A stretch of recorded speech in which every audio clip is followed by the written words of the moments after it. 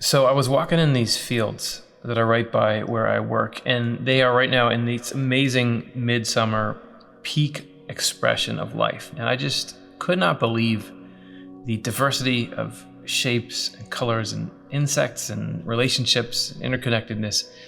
I just had this moment of feeling like, what am I looking at?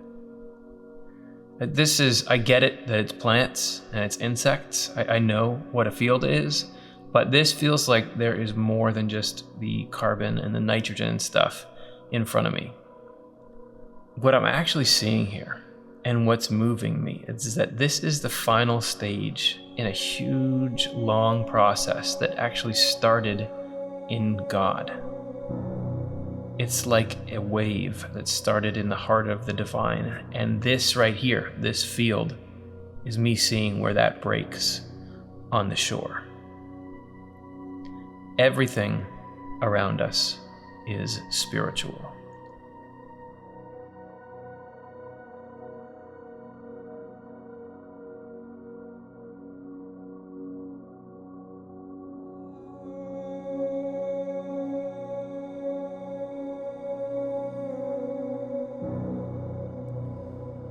Hey, how's it going? Let's talk about correspondences. Man, let's talk about correspondences. Correspondences is something that I puzzled over.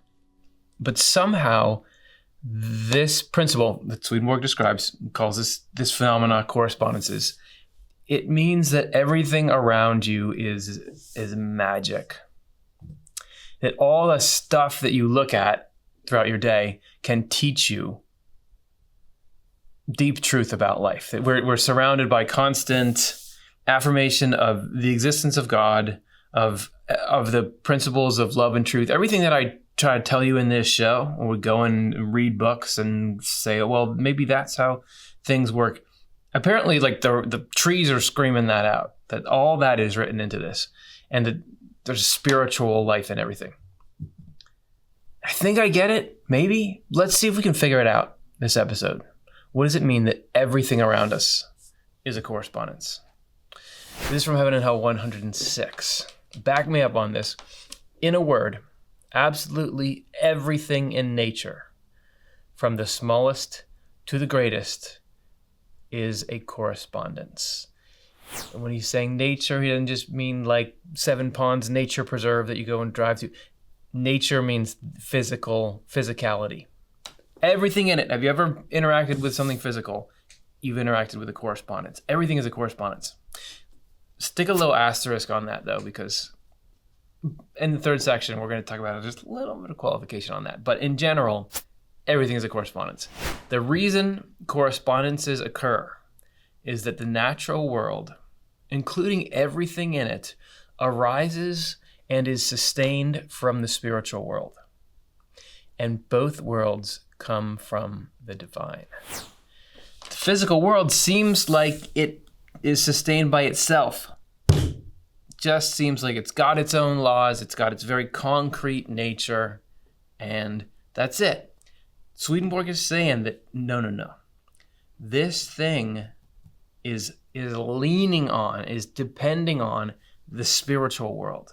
And the spiritual world is the thing you experience in your consciousness. It is the place where your soul goes after you die. That part of reality is what this physical stuff depends on. And both of those are resting on the divine. I'm talking about God, that mysterious being that somehow is in everything. Correspondences are how God is in everything. We say that it also is sustained because everything is sustained from that from which it arose, enduring being, in fact, a perpetual arising. Since nothing can endure independently but needs something prior, it therefore needs a capital F first. And if we're separated from that first, it would utterly perish and disappear. Everything would perish and disappear if it weren't connected to God. Everything that's a correspondence. By the way, that truth applies to animals, to us obviously, but animals, plants, Swedenborg says even minerals, even like a piece of copper wiring It is dependent on the spiritual world, which is dependent on God. Even stuff that we make out of that. Oh, I just said copper wiring. I was going to say, you might think it's just if you go where, who's that guy? John Muir would go in Yosemite Valley and see things in the state of nature as they are meant to be, then that stuff is correspondences. That is sustained by God. But the rest of this, like styrofoam cup, and that's not sustained by God. But actually, this is plastic, but everything is a correspondence. Even Swedenborg says the things that we make out of these natural elements, somehow this arises and is sustained by God and is telling us something about the way the spiritual world works. And you might say, I don't get what you mean, arises by and is sustained by God. Because I feel like for a long time I didn't get that. Because practically we really are more deistic usually in our thinking. So deism, as I understand it, was this worldview which was really popular a couple hundred years ago. I think some of the founding fathers of America were deists, but it's like God is like a watchmaker who has organized and created and tinkered a way to make this really elegant and magical physical world. But then he winds some spring. I don't know exactly how watches work, but I think he winds some spring, gets this elegant machine ready to go, clicks, it starts going, and then he's out of here. He's not sitting in there intervening, having an influence. The thing is just playing out laws of physics, electromagnetism, whatever else is in there. That's how people think that God interacts. And I think in our lives, I don't know, you kind of have that feeling that, okay, even if I grant that there's a divine being that loves everybody, created everything, is out there somewhere, he's not really looking into what's going on with me today. And I got to figure out my own way out of this. And my life is just something that's like on autopilot. Does anyone even care that it's here? Does anything even matter that it exists? The only way I think we can really grasp the way that everything depends on and is sustained by God is through metaphors. Which, by the way, that would be what Swedenborg calls a correspondence. So something that in this world acts the same way something spiritual acts. So the first metaphor I want to give you is a server. Computer server. You're going to have computers that are all hooked up to a server, and people can be on those computers and they're doing amazing things and they're opening programs and they're accessing files and all this kind of stuff, but everything is dependent on the server. So that's where the actual stuff is. And if somebody took that server, chucked it out the window, everything that was happening on the computers would go away.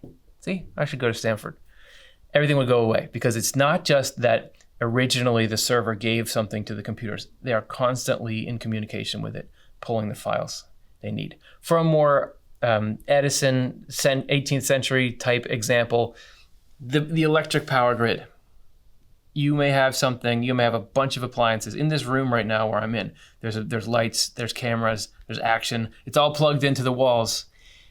It seems like it's just going on its own, but somewhere way out where we can't see it, there is some kind of power plant that is generating that electricity and feeding it into all these wires. And if that thing went offline, all this would go away. So it is with every moment of life.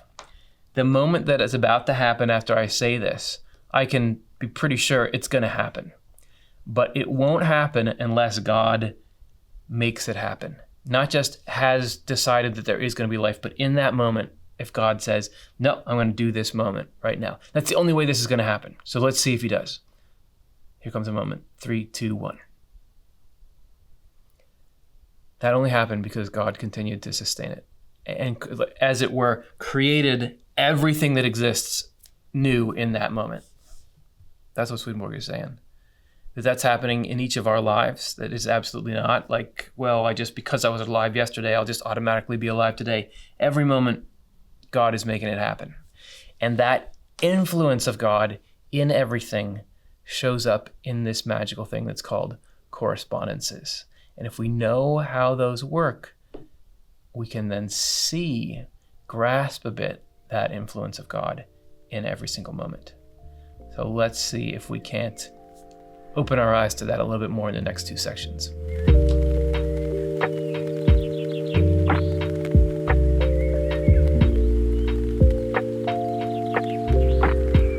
excited for this section, because in this section we get to talk about biodiversity, which is in my fave 5 things of all time. Maybe it's number 1. And we get to talk about how biodiversity in heaven reflects the diversity of wisdom and understanding. So in this, we're going to hear a story about these gardens that are in the inmost layer of the first heaven, and how someone from our earth explored those and started to get the sense of how everything is magic, how there's an interconnection between the deepest stuff in the human soul and the stuff that we can see outside of ourselves. So this is what Swedenborg says about these gardens. The gardens contain trees and flowers of so many genera and species that by comparison, the number of different kinds on the whole planet is small. You're talking about the entire planet Earth, that there are, so to represent this insane biodiversity, I just have 2 little pretend succulents. But let's say that these represent, Swedenborg is saying that in this part of the spiritual world, there's more kinds of plants than there are in the entire Earth. You think about the Amazon rainforest, everything that's going on in there. Oh, the Congo Basin, everything everywhere. There's incredible diversity of life there.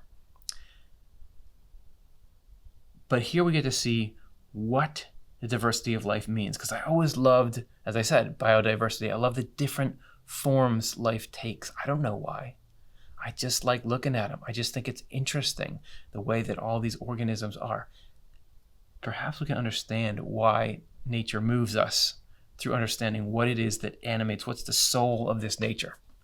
He goes on, every object in those gardens incorporates some element of understanding and wisdom, which shines out from it. So this garden is understanding and wisdom. It's not full of books, it's full of plants. Now, how is a plant an example? How can a plant incorporate understanding and wisdom? You might even say that along with the flowers, specimens of understanding and wisdom fill these parks. Those are the things that move the community members from deep inside, gladdening not only their eyes, but also their minds. So there are angels living in these heavens that get to walk through these parks, stroll through them. And when they're there, they can tell. They know this is not just a bunch of whatever, spiritual equivalent of carbon. It's not just a form. This is telling me something about understanding and wisdom. Such paradisal beauties exist in the first heaven on the very threshold of its inner depths. Here we go. Buckle up. This is how understanding and wisdom and plants are part of the same continuum. They are representations that filter down from a higher heaven when angels in the higher heaven discuss religious truth among themselves with real understanding. There's layers to this, as they say. So even though we're already in heaven seeing these amazing things around angels, there are angels above angels. So in this, what Swedenborg calls the second or spiritual heaven, there are angels who are even deeper into spiritual truth. And above them, there are angels who are even deeper into love, which he calls celestial or heavenly angels. When these angels are discussing the mysteries of life, who knows what the contents of that are, but somehow it's so full of wisdom and it's so far beyond our grasp that when it comes down into this layer, which is closer to the layer that you and I operate on, it shows up as plants. Their talking becomes plants here. And here's the mechanism by which that happens. The language of angels there in these higher heavens is based on spiritual and heavenly images, which serve as word forms for them. So these angels talk in pictures. There's so much to the concepts they have that it's kind of like now you can do with animation. They can express ideas through images and through pictures. I guess it's kind of like a really well done PowerPoint presentation. Their talk consists in an unbroken series of representations, which are so beautiful and delightful that there is no way to express it. So I won't try here. The beauty and charm of their words is what is represented as the glories of paradise in the lower heavens. So the angels are talking about something that is the core of existence, is something that is incredibly important and incredibly relevant and moving and love-filled and everything that's awe-inspiring. The way that they talk about that is through this series of images. Their language is so visual and musical and everything else that it comes out in a series of images. Those images, when they come down, when they move through this sort of chain of existence, which is always flowing from the God in the center out through these layers. Remember, that's the arising and sustaining that happens on each layer. Somehow when that energy moves out to here, it shows up as these amazing biological forms. Now I'll tell you a story of somebody from our world who went up, saw this in action, and just started to get a first glimpse of the realization that you and I just had through what Swedenborg was able to see. Swedenborg goes on. There was a man who was famed and renowned in the scholarly realm for his skill in botany. So it could be somebody that you've heard of in history books. After he died, so now his spirit is in the world of spirits, he heard in the other world that there too flowers and trees were available to be seen. He was stunned. Since this had been the joy of his life, he burned with desire to see whether it was true, and was therefore taken up into a paradisal area. So just like me, I love biodiversity. What? There's biodiversity still? It's not just clouds and harps. There's life. So he gets taken up into these gardens that we were just talking about. There he saw exquisitely beautiful groves and enchanting flower beds stretching on out of sight. Feeling an intense, passionate pleasure, he was allowed to wander the grounds, not only looking at each and every plant, but also plucking samples. I guess you are allowed to pick those flowers, holding them up to his eye, examining whether they were for real. Can this be? Then he talked with me, so talked with Swedenborg, and said, I would never have believed it. If we'd heard anything like it in the world, we would have considered it bizarre. Perhaps some of you who are watching this right now think this whole video is pretty bizarre. Of course. Here, he went on to say, you can see an unlimited abundance of flowering plants never seen in the world, barely comprehensible by any stretch of the imagination. Here we go. Here's the correspondence or the spiritual life within them. Each of them glows with an incredible luster because it is produced by the light of heaven. He was not yet able to tell that the glow had a spiritual origin. In other words, he could not tell that a measure of understanding and wisdom about truth and goodness was present in each plant, making it shine. So he gets there's something cool and there's something special about this, but he doesn't understand that happens because there's the understanding and wisdom of angels going all the way back to God in these plants. We are like this guy, but we are down on, this is where the earth is, our world, our spirit is in the world of spirits while we're on earth. When we see on earth plants, let's just stick with plants, even though this phenomenon applies to everything, but we're delving deep into plants here to give you a sense of how the mechanism works. When we see plants, when you're walking through a field, like the field from the intro, I really had this experience the other day walking through it and just feeling like, this is amazing.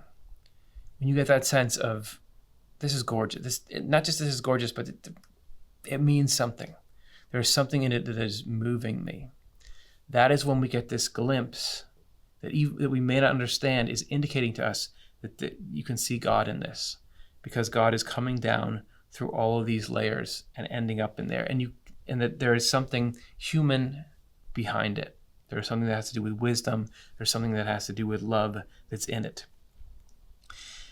And as you move out layer by layer here, everything becomes more static. That's why from here, it's these flowing, amazing conversations that ends up here as these sort of spiritualized plants, which have this glow to them and kind of change. And on our level, you get stuff that is, because of the nature of physical matter, very concrete and very set. Things do not pop in and out of existence. Things reproduce by a predictable route, but still, that is just the nature of matter animated by this same chain. There is this influence in it all the same. And you can, if you got your eyes open to it, you have some of this knowledge in your mind, you can, by looking at a flower, what is that, heaven in a wildflower, you can see all the way back to God, to divine love and wisdom in that form.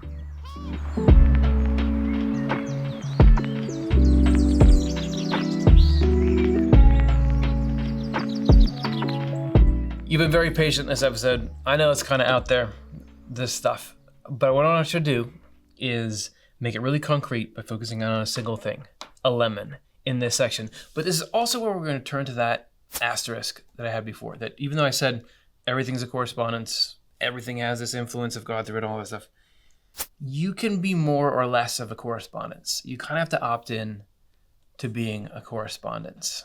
This is where Swedenborg discusses that, Heaven and Hell 107. Everything is a correspondent that arises and endures in nature, we got that, according to the divine design. Oh, so if something is in the divine design, it's more of a correspondence. Well, what does it take to be in the divine design? What makes the divine design is the divine good that emanates from the Lord. So things that are good are in the design. It begins from him, emanates from him through the heavens in sequence into the world, and there comes to a close in things most remote. That would be here in our physical world. Things there that are in accord with the design are correspondences. Okay, so things are correspondences, but really if they are in accord with the design, they're full correspondences. The things that are in accord with the design are everything that is good and is perfected for some use. Use is a big deal. For everything good is good according to its usefulness. Its form reflects what is true, because the true is the form of the good.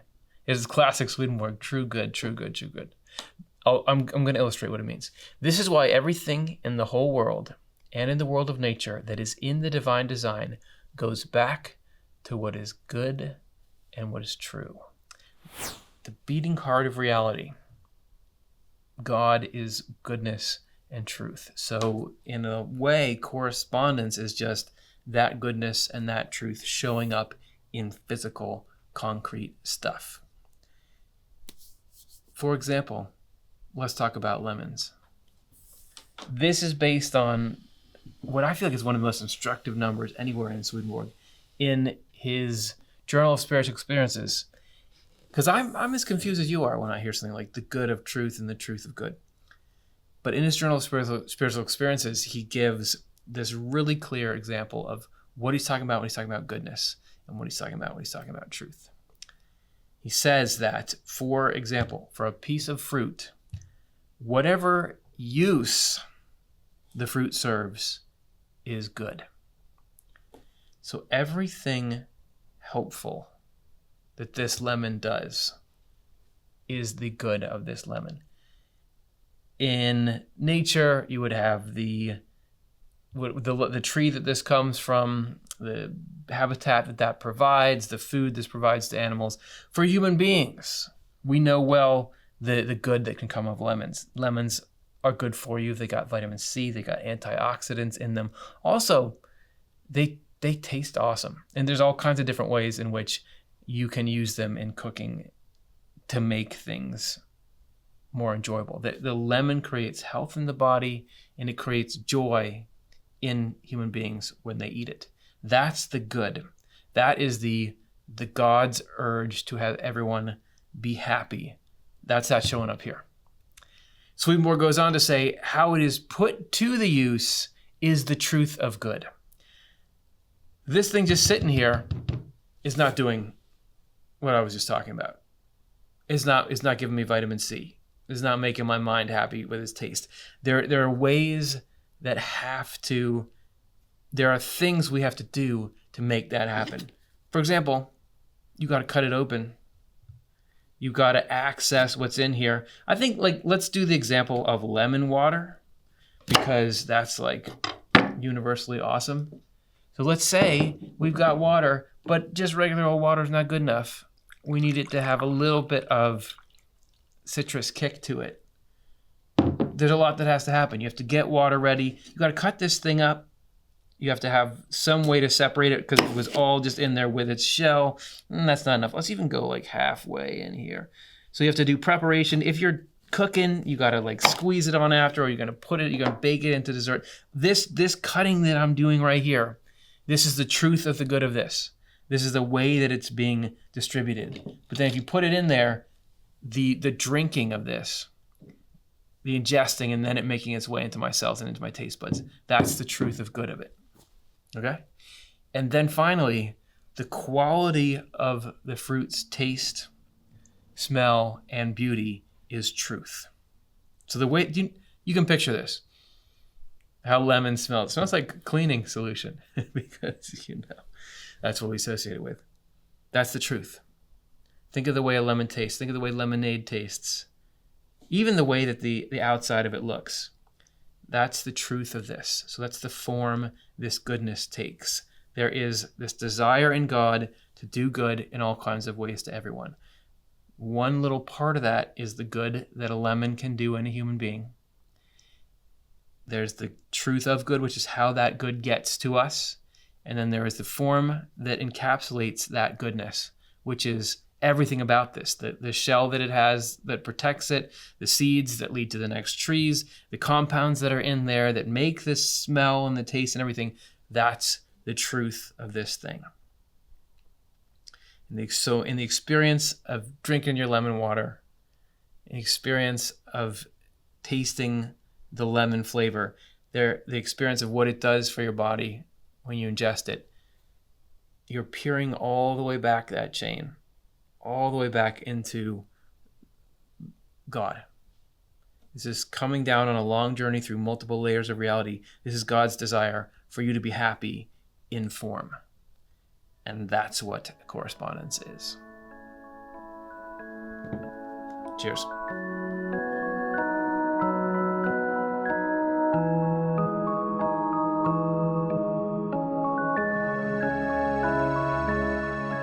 So next time that you're out walking in the fields or wherever you walk that's beautiful, remember that you're seeing something that deep down is the speech of angels, which deep down is the speech and the essence of God. Just take a minute whenever you get moved by the beauty of something to remember that everything is spiritual.